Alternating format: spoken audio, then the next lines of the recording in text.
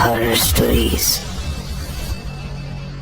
सोचो एक ऐसी जगह जिसके दरवाजे कभी भी किसी कमरे में नहीं ले जाते, उसकी सीढ़ियां छत पर जाकर रुक जाती हैं और खिड़कियां इस तरीके से लगी हैं मानो वो दीवार के अंदर ही फंस गई हो। ये कहानी एक सच्ची कहानी है और ये कहानी है एक घर की जो 38 सालों तक बिना रुके बस बनता चला गया। और उसका रीजन सिर्फ एक था, उसके मालिक को लगता था अगर इस घर का कंस्ट्रक्शन रुका तो उसकी सांसें भी रुक जाएंगी। आज की कहानी सच्ची घटना पर आधारित है और इसकी शुरुआत होती है 1881 से, जब सारा विंचेस्टर नाम के पति और बेटी दोनों की ही मृत्यु हो गई। दरअसल सारा का पति विलियम विंचेस्टर एक राइफल कंपनी का मालिक था। राइफल यानी बंदूकें जो लड़ाइयों के वक्त यूज की जाती हैं दुश्मनों को मारने के लिए। अमेरिका की कई लड़ाइयों में हजारों की जान ली गई थी। अब वो गोलियां घुटने पर लगी हो, सर पर मारी गई हो या छाती पर, दुनिया में जिसकी फैमिली की किसी बंदे को गोली लगी है उसके लिए तो एक नुकसान था, लेकिन सारा और उनकी फैमिली के लिए जो इस राइफल कंपनी के मालिक थे उनके लिए ये श्राप बन गया। कैसे आप जानोगे इस स्टोरी में, और समय के साथ ये स्टोरी और ज्यादा इंटरेस्टिंग होती जाएगी, इसलिए कोई भी पार्ट स्किप मत करना और अंत तक देखना। लेकिन उससे पहले हॉरर स्टोरीज। देखो, जब सारा विंचेस्टर के पति और उसकी बेटी की मृत्यु हुई और उसके बाद जब उसे रियलाइज हुआ कि उसकी कंपनी की बंदूकों से बहुत लोगों की मृत्यु हुई है और कहीं ना कहीं वो उसे दिखने लगे हैं, वो उसे महसूस होने लगे, तो वो एक पंडित के पास गई जिसने उसे बस एक ही बात बताई, तुम्हारे परिवार में आत्माओं का साया है और ये वही आत्माएं हैं जिनकी मौत विलियम कंपनी के राइफल्स से यानी तुम्हारी ही कंपनी के बंदूकों से हुई, और जब तक तुम उन्हें शांति नहीं दोगी वो तुम्हें शांति से जीने नहीं देंगे। अब सारा विंचेस्टर यानी वो औरत बोलती है कि आपको प्रॉब्लम तो पता ही है, आप मुझे सोल्यूशन भी बता दो ताकि मैं इनसे बच पाऊँ। तो पंडित बड़ा ही अजीब सा सोल्यूशन बताता है। वो कहता है कि आप एक घर बनाओ, एक ऐसा घर जो कभी भी कंप्लीट या पूरा ना हो। जब तक घर बनता रहेगा वो आत्माएं आपके पीछे उस घर में आती रहेंगी, लेकिन जिस दिन वो कंस्ट्रक्शन उस घर का बनना रुक गया आप मर जाओगे।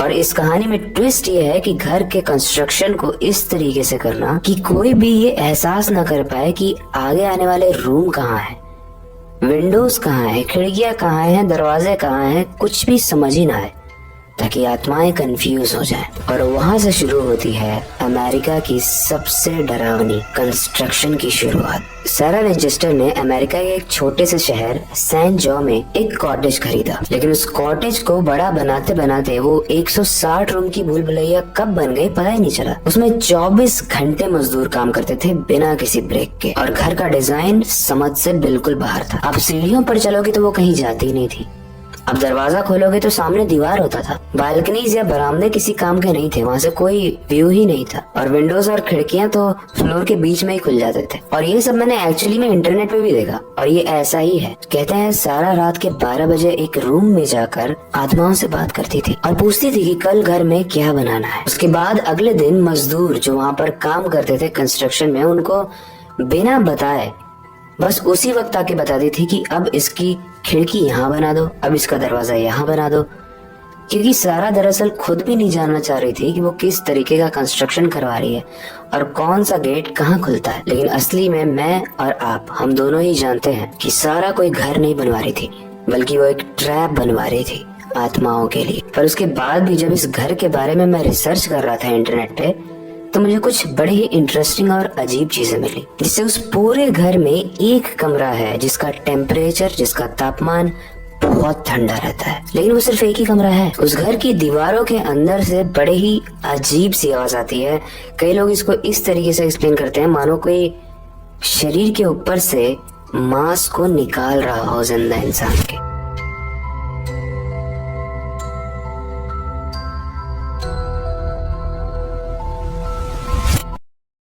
और वहाँ एक परछाई भी है जो उस घर के बरामदे से रोज गुजरती है। सारा विंचेस्टर जब तक जिंदा थी तब तक तो उसने इस घर के कंस्ट्रक्शन को रुकने नहीं दिया, लेकिन जिस दिन सारा की मृत्यु हुई उस दिन बहुत भयानक चीज भी हुई। कंस्ट्रक्शन बिना बताए रोक दिया गया, क्योंकि ऑब्वियसली अब सारा नहीं थी तो मजदूरों को देने के लिए पैसा भी कोई नहीं दे रहा था। और उस दिन कुछ भयानक हुआ।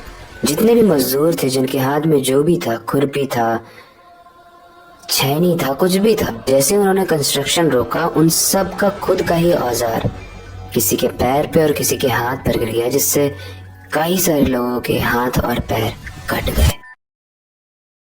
बेसिकली 38 साल से चल रहा कंस्ट्रक्शन अचानक एक ही सेकंड में रुक गया। आज भी ये विंचेस्टर मिस्ट्री हाउस वहीं पर है, जिसे सारा छोड़ के गई थी वो वैसा ही है। 160 रूम, 10,000 से ज्यादा खिड़कियां, 2,000 से ज्यादा दरवाजे और इस घर के हर कोने में एक राज। लेकिन एक चीज है जो जानने से पहले मैं आपसे पूछना चाहूंगा। हो सकता है कई जगह पर तो ये चीजें डरावनी चीजें होती हों, लेकिन कई जगह पर ये हमारे दिमाग की उपज भी होती है, बेसिकली साइकोलॉजिकल डिसऑर्डर। और काफी लोग अपने बेसिस पर दो कहानियां बनाते हैं।